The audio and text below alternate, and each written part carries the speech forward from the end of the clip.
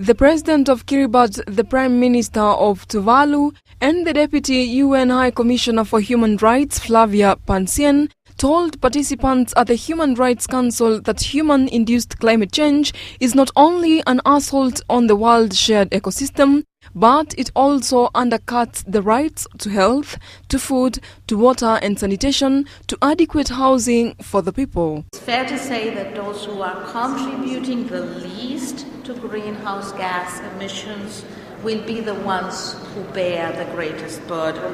The poorest people in the poorest countries, their children, and all our children.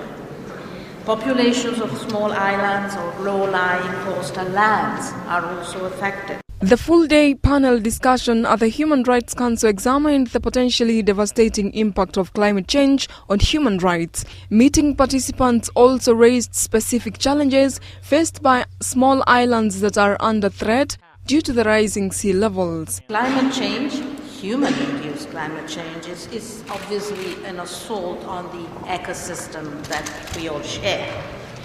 But it also has the added feature of undercutting rights. We've been advocating a number of strategies, including migration with dignity, because we have to reconcile ourselves to the reality that our islands will be underwater unless we do something very significant and very substantial.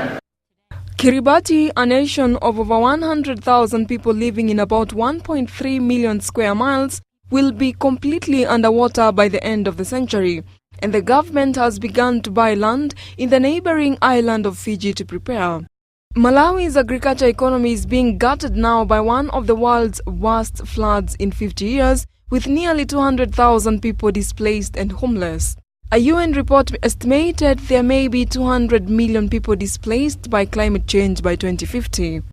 As developing countries, mainly Africa, are busy investing in infrastructure and development to help support current economies, it is essential to factor in climate change into long-term investment and planning decisions for supporting climate-resilient development. Marete, GBS News.